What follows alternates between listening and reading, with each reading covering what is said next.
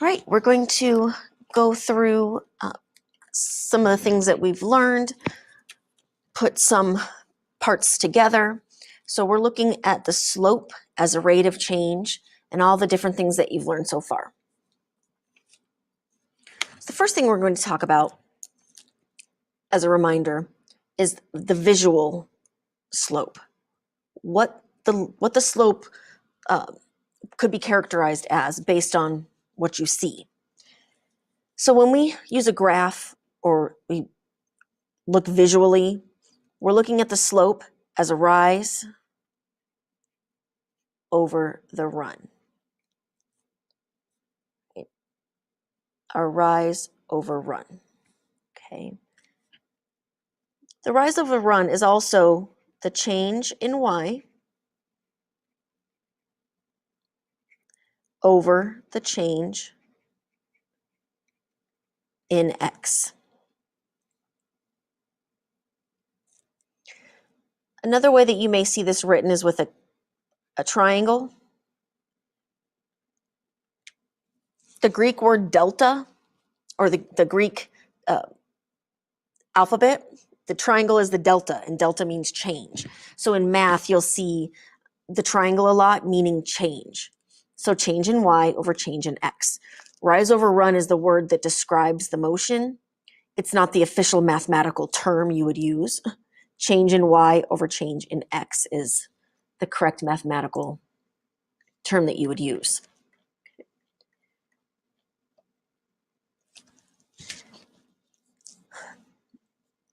Okay, so remember, we read graphs from left to right. My slope would be positive. So take a second and I want you to find the rise over run or the change in y over change in x of each of these graphs.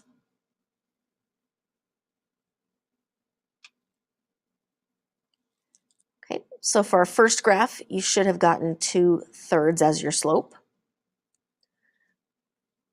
It's positive. Our line is going up and down. That's how we know it's a positive number. Okay, so one tip, if you struggle with knowing whether, did I go up, did I go down, is that positive or negative, you can focus just on the distance. So my distance for my rise is 2. My distance for my run is 3. Because my line is increasing from left to right, I know it's positive 2/3. So for negative, if I just focus on distance, my rise and run would be 3. My rise would be 3. My run would be 5. But because my line is going down from left to right, it would be negative 3/5. My zero slope, my rise is 0. My run would be 4. And that gives me a 0 slope. And then my no slope, my rise is 4, my run is 0. That's not possible. So you can say no slope or undefined.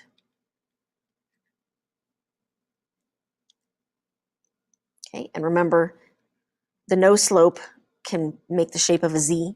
The no slope can make the shape of an N for no. Quick, easy ways to remember.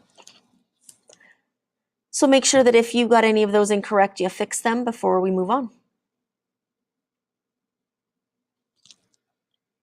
Okay, next up we take a look at the slope using points.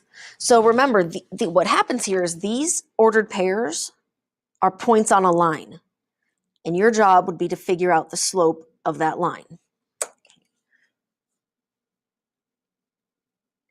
So again, our slope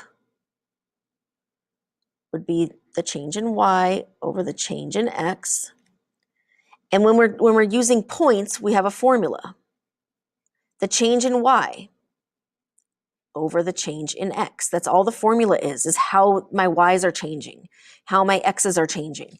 Anytime you look at the change in something, when it comes to numbers, you're finding the difference, you're subtracting.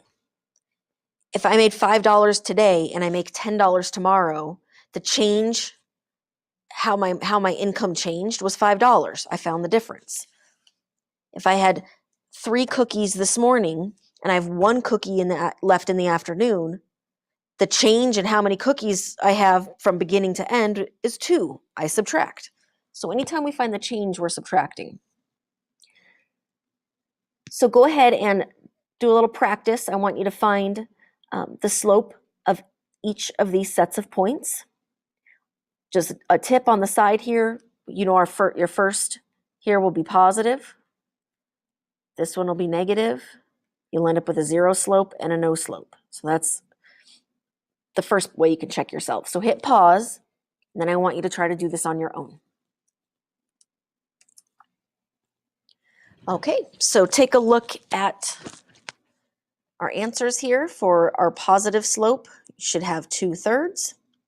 For the negative slope, you should have -3/4. For the 0 slope, obviously you'll have 0.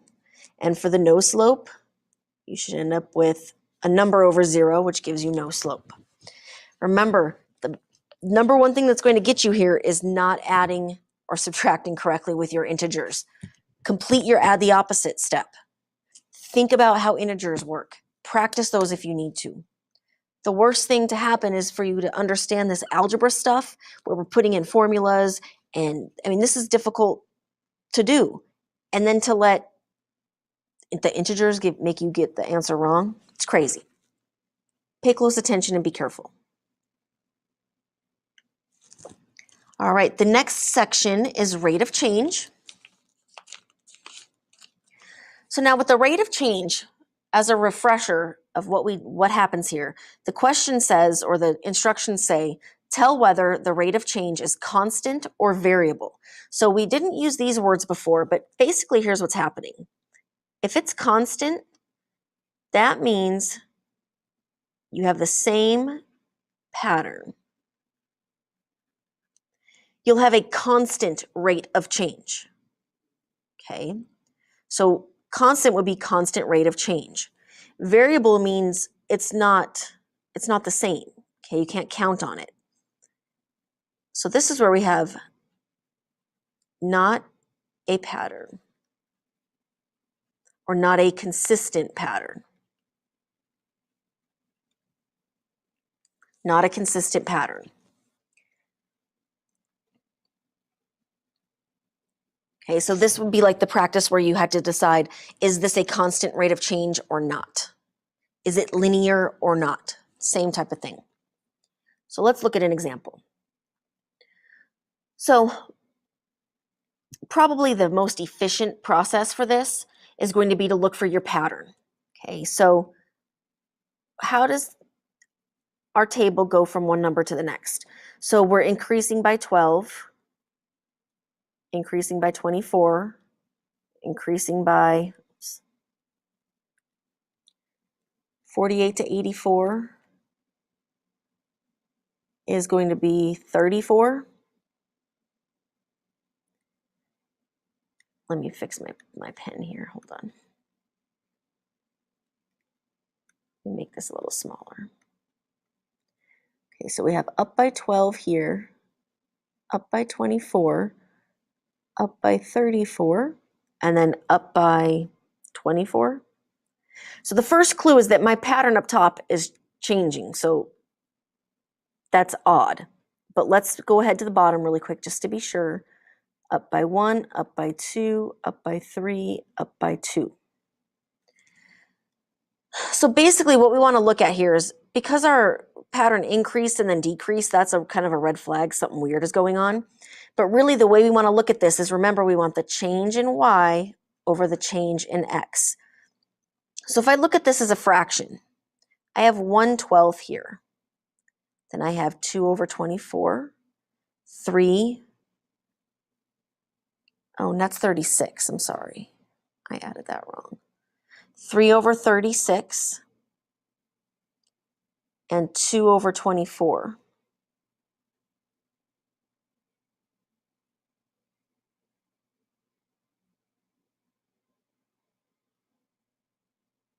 So if you take a look here, if I look at my fractions, are they all equivalent?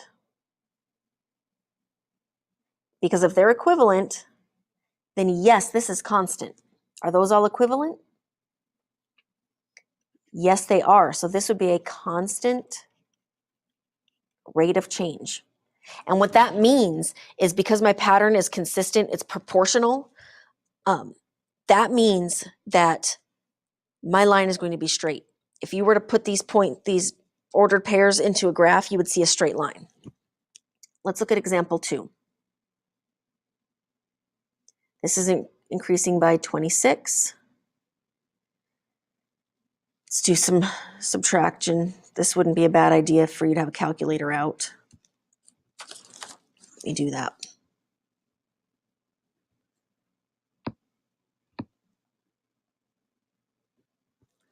So this is 52 and then 18. We'll come down here and we see 2, 4, and 1.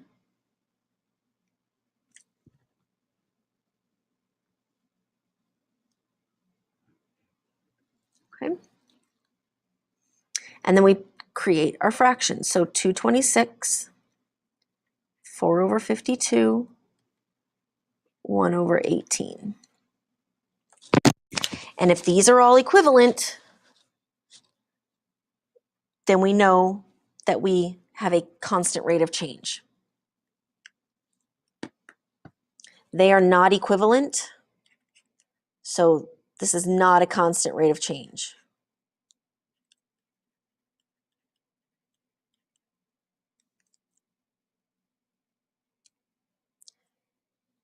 So I want you to go ahead and try example 3 and example 4. So we want to find the pattern, then create fractions, your change in y over change in x, and decide if they're all equivalent, then yes, it's a constant rate of change. If they're not, no, it's not a constant rate of change. Okay, so you end up with example 3 being a no. Now I ran out of room, so you would definitely want to make your fractions here. You'd have 8 over 1, so 8.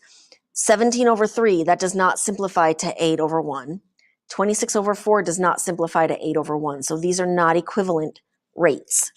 If the rates are not equivalent, it's a no, not constant. Example 4. When I look at my pattern and I create my rates, 7 over 1 is equivalent to 28 over 4. 7 over 1, 21 over 3. If I create fractions with my change in y over change in x, they're all equivalent. Yes, that's a constant rate of change.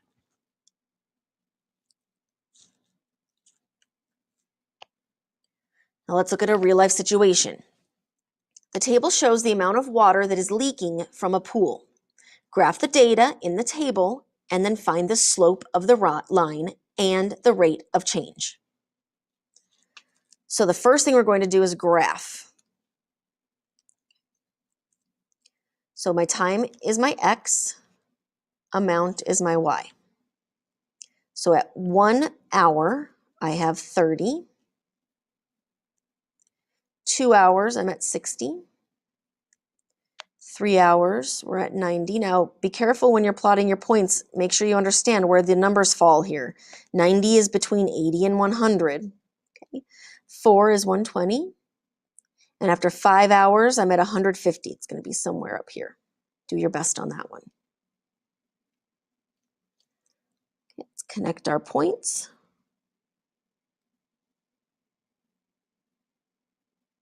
Something like this.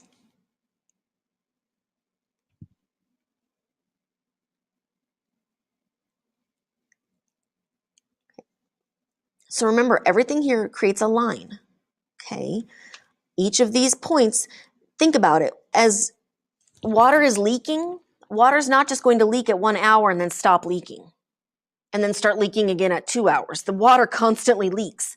That's why we connect these points, because there is water leaking every point in between here.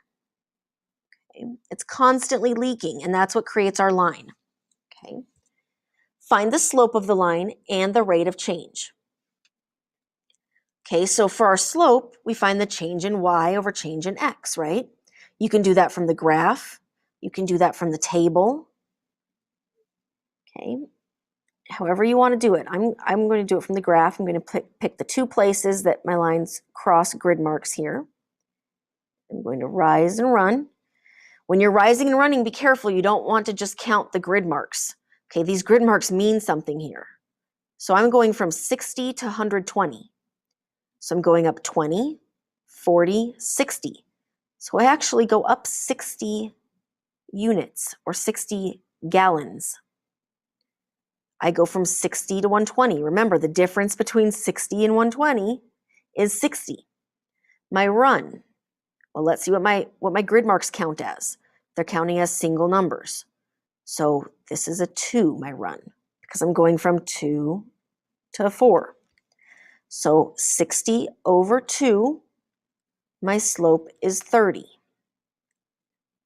So that's our slope. Now for the rate of change,